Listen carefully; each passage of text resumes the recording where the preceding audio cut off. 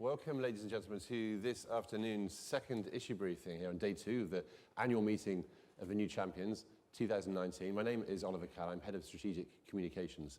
Now, we've been certainly kind of not exactly dancing around the subject, but ploughing on like a juggernaut into the topic of the trade dispute this week. Of course, it's dominating the headlines. It's this meeting falls days after the G20 meeting in Osaka.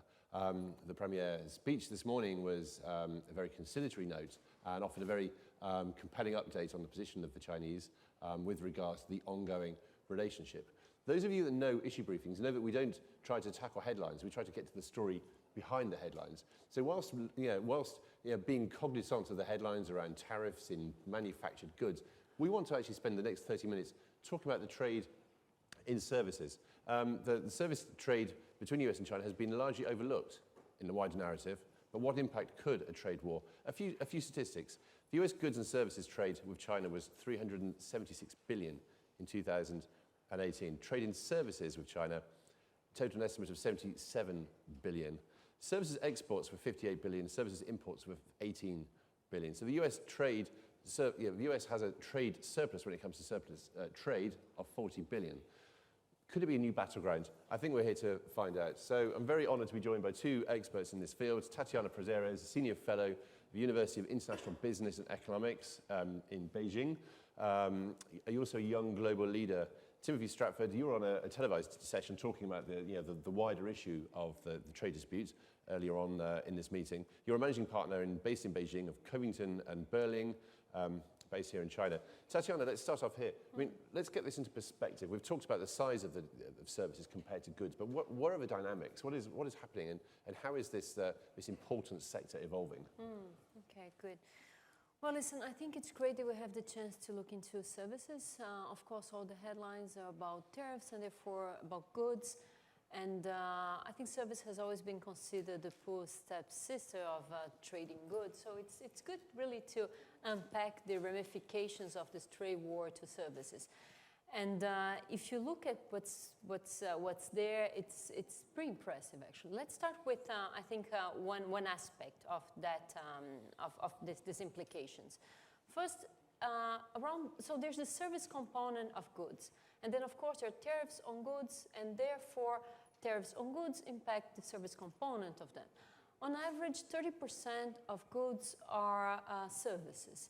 So if you take a car, 30% of the value of a car is R&D, design, engineering services, and then, well, you have sales, you have marketing services, you have accounting, legal services. All that together accounts for 30% of the value of a good, and then, of course, tariff have an impact on that. So that is just one component. Another component that I think is worth highlighting refers to GVCs, right? So the disruption caused by tariff in goods impacts services that actually glue the fragmented parts of a GVC. So there is a disruption in services as a result of the tariffs imposed on goods. And then there's another component of the disruption in the service sector that relates to company-specific sanctions, if you want, that relate to this tech trade war. So, for example, if a company, Huawei, is on the entity list, Department of Commerce entity list, U.S. companies have issues selling services to Huawei. So you have, of course, Google with Android, but then Huawei has issues selling services to telecom carriers, has issues selling cloud services. So services are hugely affected by, of course, this company-specific measures. Of course, if China issues its own non-reliable company list, there will also be consequences in the services sector. And then you have consequences in services that are non-related to goods. For example, tourism and travel. We already seen, right, a decline of Chinese tourism in the U.S. The Chinese government has issued a warning against Chinese traveling to the U.S. And then you have education services, which is huge, of course. The big Chinese community studying in the US, 100,000 Chinese students in the US in 2018. So these are services that, of course, potentially are impacted by this trade war. So just really in a nutshell here, various ramifications of this trade war that's mostly seen as a trade on goods, but actually it's tech, it's services big time. I'd love to, and I think we were in the course of the next 30 minutes, go into the actual outlook for services. We came from a press conference here in this very room half an hour ago by the McKinsey Global Institute that had a very optimistic outlook for the global economy should China liberalize its services sector. So it's something to come into. But let's stick to the current agenda, Timothy, if I may. And curious to know your thoughts on to what extent already the services sector is feeling a chill wind from the current climate, and whether it's more at risk in the near future. Well, I think so far the services industry hasn't been too terribly impacted directly. I mean, it's true, it's just been said that if you see trade flows go down, then that impacts services that support those trade flows. But I think that you can look at services in the trade war in a number of different ways. First of all, there are traditional concerns that foreign service industries have had with respect to doing business in China, and these are part of the elements that are being discussed between the US and the Chinese governments. In fact, one of the buzzwords that you often hear from American officials is, and also from the business community, is the word reciprocity. And to point out the reason for some of the negotiations going on right now, it's often pointed out that Chinese companies are allowed to do some things in the United States that American companies and other foreign companies are not allowed to do in China. And often the examples used are in the services sector. I mean, we can have internet companies from China, we can have law firms from China, we can have banks, we can have other Chinese service organizations that are able to enter the American market, and those same kinds of companies aren't able to really engage in business fully in the US market. In financial services, you can use China Union Pay cards in the United States at many vendors. You can do other things, and the foreign credit card companies are somewhat limited in what they can do here. So the service sector can look at the trade negotiations as an opportunity to address some areas where there's a lack of reciprocity. So there's a lot of promise and upside that out of these negotiations, China could open up more and have more of a reciprocal treatment for service companies. So I think the service industries are encouraged by that. Today in Premier Li Keqiang's speech, he talked about China's commitment to further reform and opening, and some of the examples he gave, for example, equity percentage limitations of foreign companies and life insurance companies in China, talked about further liberalization. So these are all positive things. And I think that many of us would argue that China's service sector will receive a great boost if they open up more. We think about China as a factory to the world, but we don't think about them so much as a service provider to the world. And I think that if they open up more in various service sectors, the way they've opened up in many areas of manufacturing, that this will be a great development impetus for their own service industry, as well as allowing for more reciprocity between Chinese companies and foreign companies. And we'll come to that in a few moments. But first of all, I failed to mention at the start, we tried to be as interactive as possible during the session. So please do show your hand. There was a few journalists in the room as well. So if you have any questions, do shove them up at any point. If you disagree, even better. I would like to get a healthy conversation here. Whilst you're all thinking about that, let's just unpack this a little bit more. The press conference I just came from in this room I mentioned had the figure of potential gains to the global economy of between 3 and 5 trillion over the next 2 decades from China opening up more or less in services. So there's a clear dividend to do that, but at the same time, you're possibly taking away a bargaining chip if there were to be protracted negotiations. Reuters had a headline back in May, a few weeks ago, where it talked about one of the only options Beijing realistically had would be a tax on imports of US services. So it's clearly something that could happen. And how do you balance those two options? Well, I think that would be very bad news. I think that opening up services is a great stimulant to the economy, and to tax this kind of input would not be positive, and I think that it would further promote a negative view of Chinese service providers in the US, and I don't think that's the direction that any of us wants to go. Can I just say something there? I think, well, listen, of course, opening up the services sector here in China, various services sectors will be good for the Chinese economy, but we cannot forget that we're in the middle of a trade war, and that would not happen unilaterally, of course. So I think we have to be careful, because I think both countries are exploring what is in their toolkit if things get worse. And you know, if you look at what's happening in the area of goods, so China has reduced its tariffs unilaterally for several products, and that is benefiting the rest of the world but the United States in the products where they raise tariffs. So basically China has increased the tariff differentiation between what's charged in the US and the rest of the world. So if China goes in the direction that was just announced or confirmed of opening up its services sector, and then retaliation comes on the US, then what you see is the American service providers worse off in the Chinese market in comparison to other countries, services providers of other countries. In a way, China is trying to reduce the pain that it would be inflicting on itself. But of course, we're in the middle of a trade war.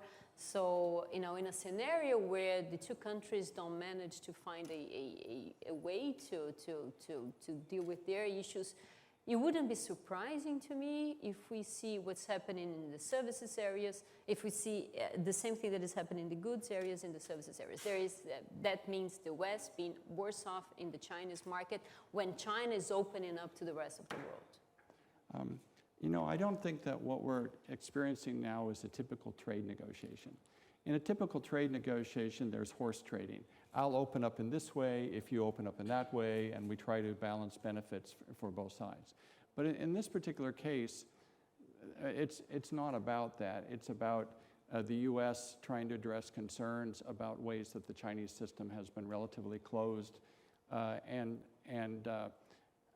following some non-market-based approaches in the way they've supported different industries. So it's not a typical trade negotiation where we're trading off different types of liberalization.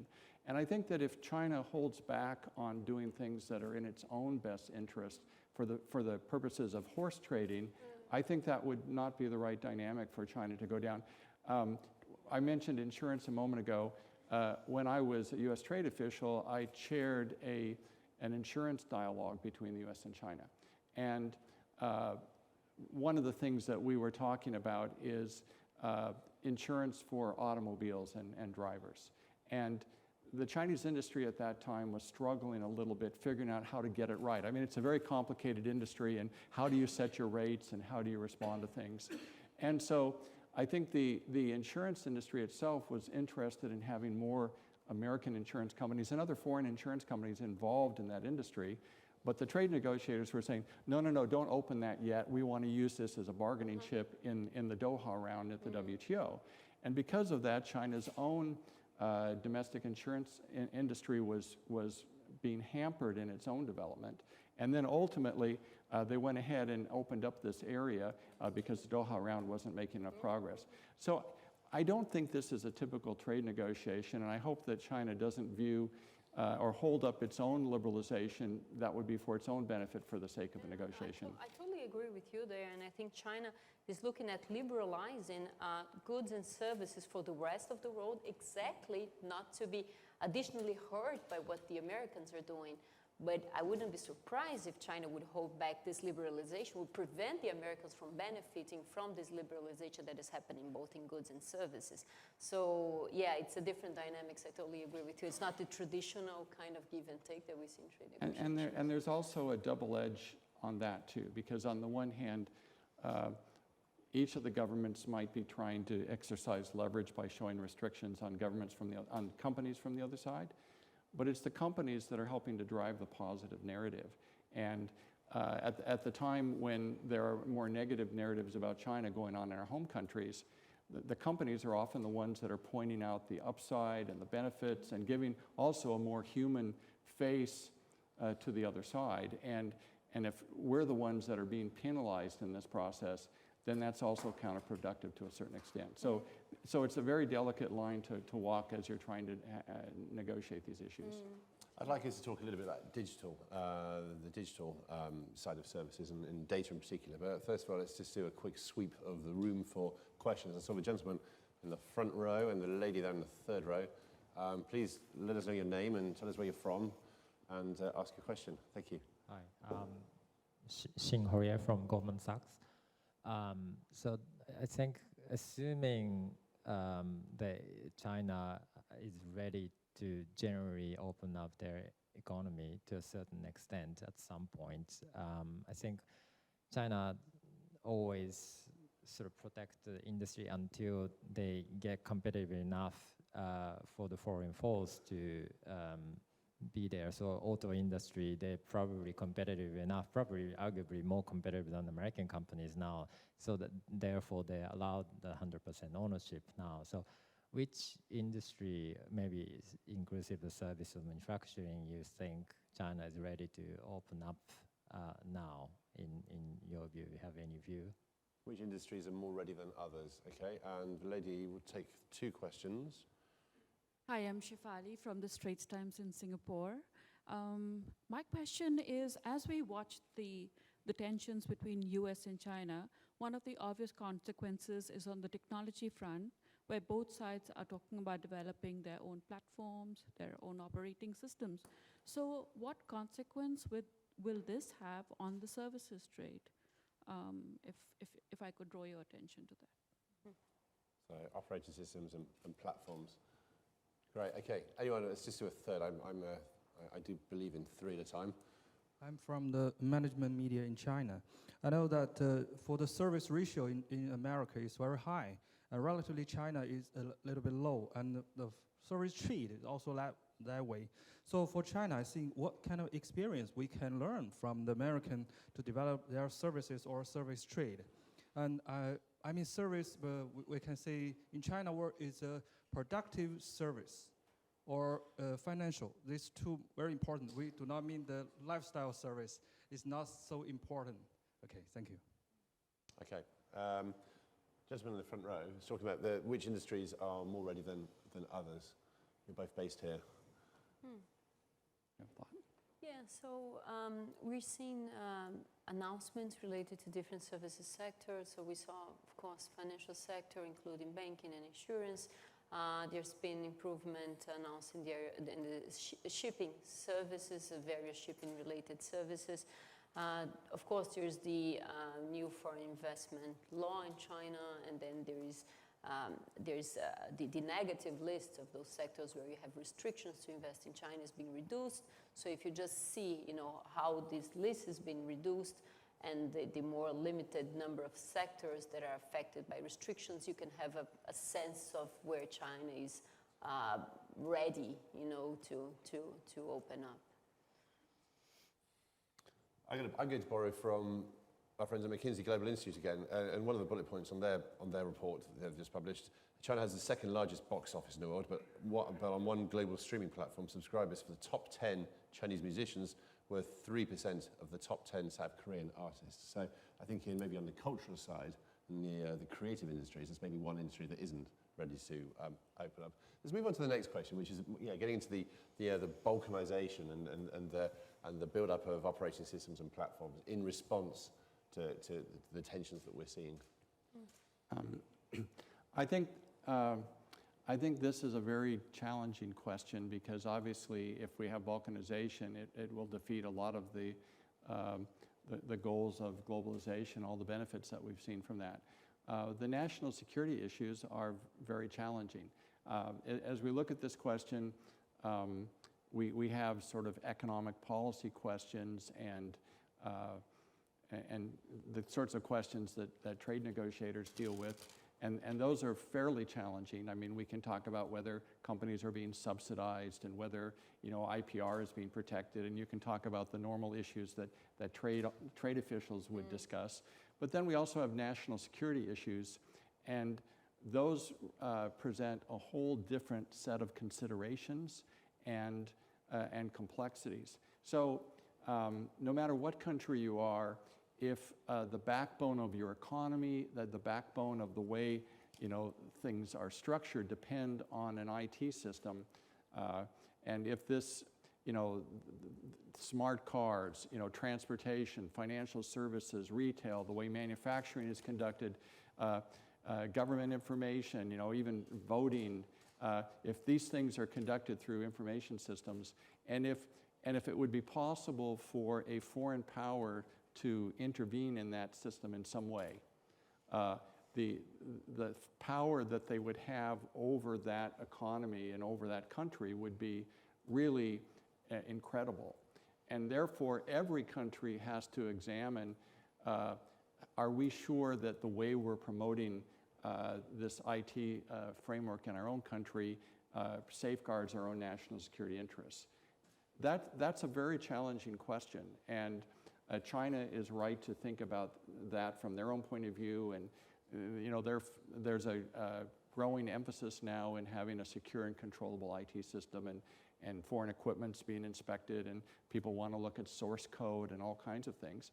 And frankly, you know, the Chinese government, the US government, they all have a right and an important responsibility to safeguard their IT systems. So how do you do that and still have an open system where you can have suppliers from other countries and recognize that you're building an information infrastructure that will be in place for decades? So figuring out how to do that goes beyond my expertise as a former trade official, and you have to have, you know, IT experts, and you have to have people that are focused on national security figuring that out. And if they can't figure out a good solution, then we might end up in the very unfortunate situation of more balkanization of our information systems, and truly that would be a tremendous loss. And therefore, I think this is an area where our governments really need to have some very earnest and good faith discussions about how to address these issues. Yeah. Can I think this question raises probably the two most important points related to services and trade in the context of the Cold War and in the context of this trade and tech war. First, national security argument. Let me just develop on that a little bit. And the other thing is this, splinternet or digital iron curtain and fragmentation, balkanization of the web. First, on the national security argument. I think it is extremely important countries should look at this in a very serious manner, because on the one hand, of course, there's the risk to national security, and the other hand, there's the abuse in the argument of national security for protecting issues other than national security, right? For trade, economic reasons. So without passing judgment, what we're seeing is, trade measures on the argument of national security being threatened or imposed on cars, on steel and aluminum and auto parts, or trade measures being imposed on to force change in migration policy in other countries for the argument of national security. This is something new. We need to be extremely vigilant, because if on the basis of national security, countries can do anything they want, it's the end of the rules-based international trading system. Forget about rules, forget about trade agreements. If you can do anything you want just because you claim it's national security, it's the end of the system as we know it. So that's one. And this is not to underestimate the risks. My point here is just that a right balance has to be struck. Otherwise, the risk of abuse is just growing bigger and bigger. So that's one. The other thing is on data flows. I think measures restricting data flows have a potential to cause huge disruption to services sectors, to all services sectors. It's basically cutting the oxygen, as we discussed yesterday, for all services industries.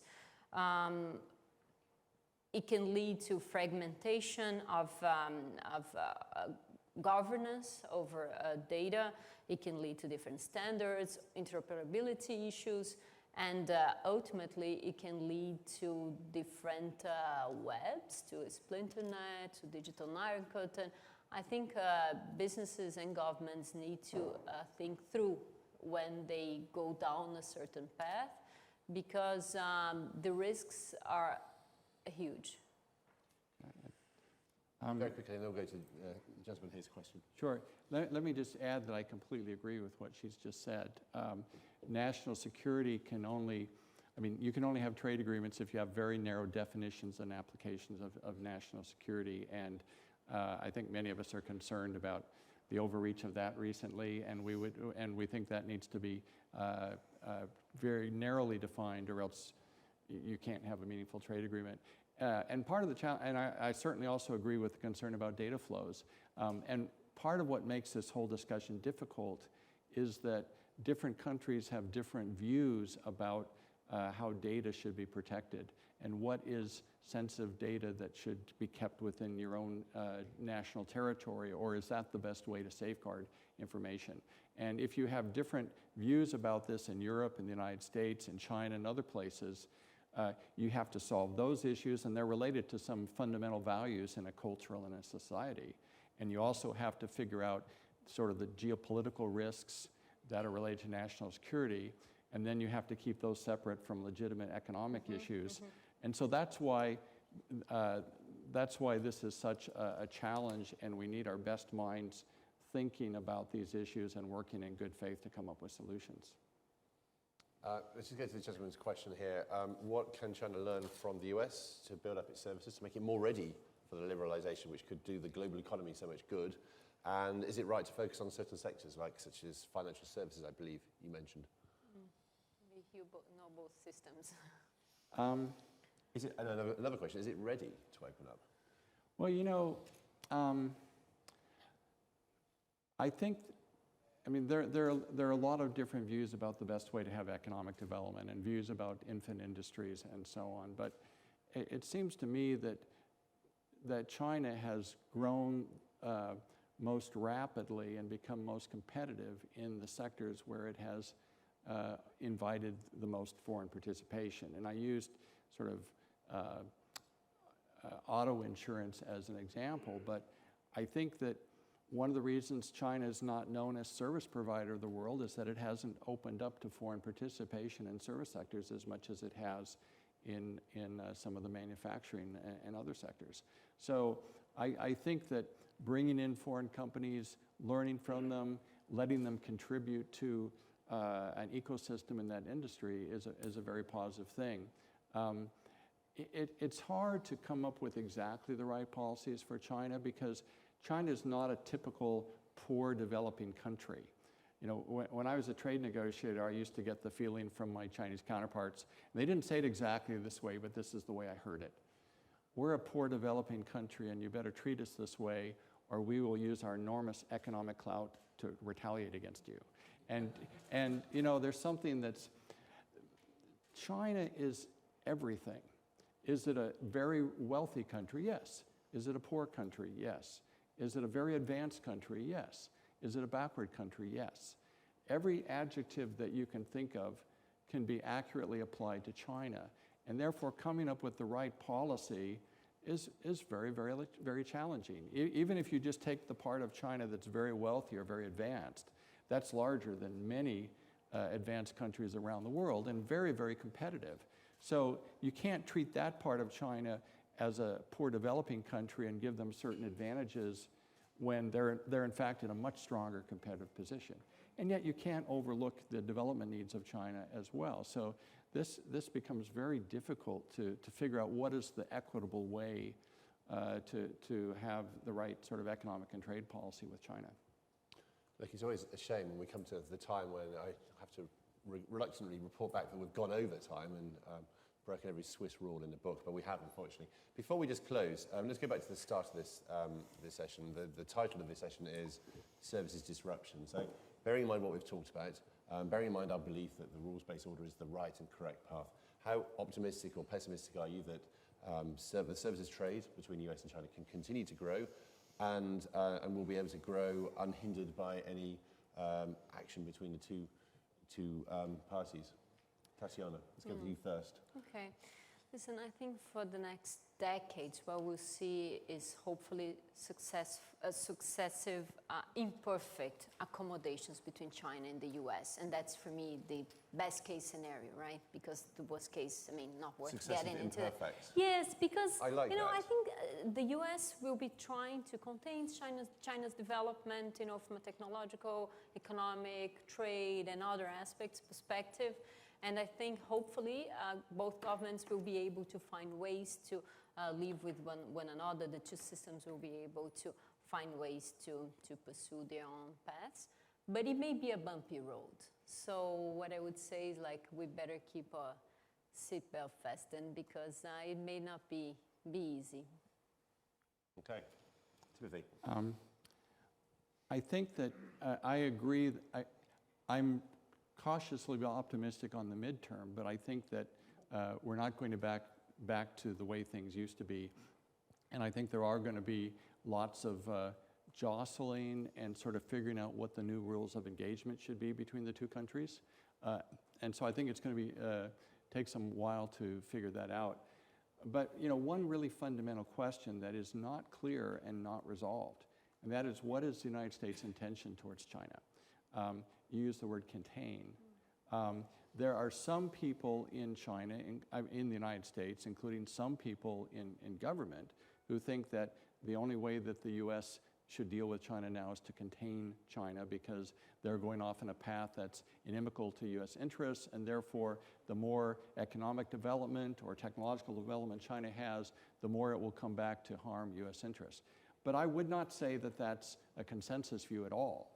And even if you have that view, you might think, well, containment means containment in particular high-tech sectors, but not all across the board. So what the US actual policy on that will be as it unfolds will have a big impact on how things will evolve and how China will respond. And I think it would be a mistake to conclude that the US is out to contain China, and therefore China should respond appropriately, because that sort of predetermines a pretty negative path. You know, the US has been accused of trying to contain China for many, many years.